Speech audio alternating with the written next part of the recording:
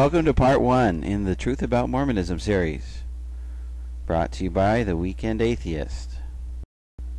Part 1 in this series is a response to the video, Truths About the Church of Jesus Christ of Latter-day Saints.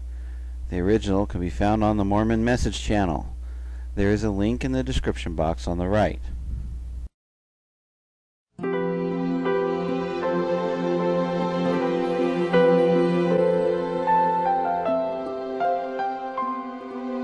I wish to state categorically that this church has nothing whatever to do with those practicing polygamy. The church's claims that we don't practice polygamy and have nothing to do with those who do practice polygamy are only partially true. The truth is, both polygamy and polyandry were practiced by Joseph Smith. He married both single and married women. Many of those married women had living husbands and continued to live with those husbands even though they were married to Joseph Smith. The practice of polyandry faded as the saints moved west, but polygamy was widely practiced and remains doctrine even to this day. The truth is, while multiple concurrent marriages, including cohabitation, have not been practiced since the early 1900s by the mainstream LDS Church, a Mormon man can be sealed to multiple wives if his first wife dies or they are legally divorced. For those not familiar with the LDS version of marriage, being sealed in the temple is an eternal marriage that lasts beyond this life. So one could actually be divorced from someone but still be sealed or eternally married to them. Many members today leave the LDS Church to join splinter sects because the LDS Church keeps the doctrine of polygamy but publicly denies the practice thereof. In truth, while the LDS Church claims that it has nothing to do with polygamy, its former and some of its current members practice polygamy.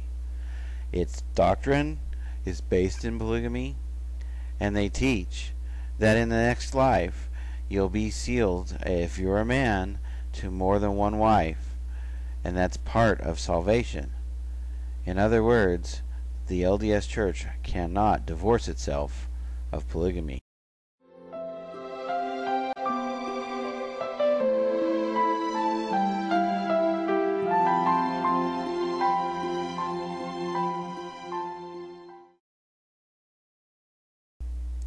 The truth is, the Church's claim that it has 13 million members is exaggerated.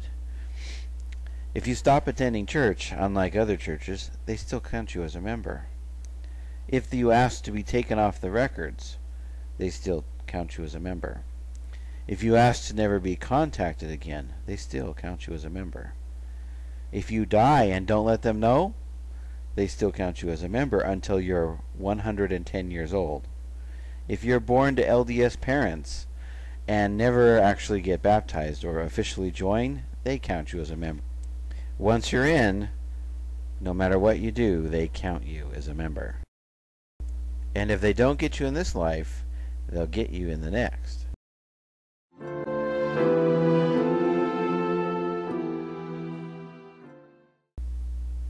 The truth is, most Mormons are just too busy with the demands of the LDS Church, including family activities that are required by the LDS Church, church callings, church meetings, that they just don't have time to participate in the community. Unless you consider the community is the LDS Church, members truly are just too busy to be part of an extended community.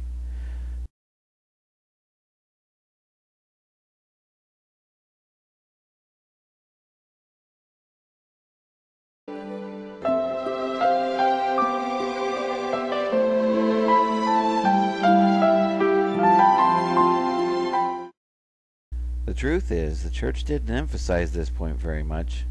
I had to add 3 seconds to the intro just to make it readable. The church doesn't find men and women equal. Women aren't allowed to hold the priesthood. They covenant to submit to their husbands. And they are taught that the highest achievement is to be a wife and a mother. Sadly, a woman with professional aspirations can even be ostracized by the LDS Church, or at least by its members.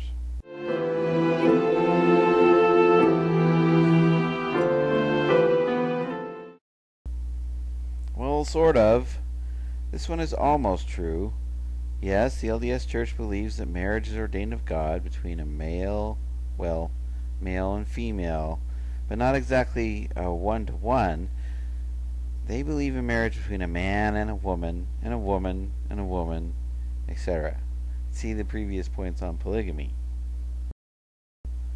In fact, there's been significant speculation that one of the reasons the LDS Church has come out against gay marriage so forcefully, even to the extent that they would risk their tax-free status, is that if gay marriage were legalized, it may open the door for polygamy to be legalized as well, which would require the LDS Church to then decide if they're going to be on the side of polygamy or against it.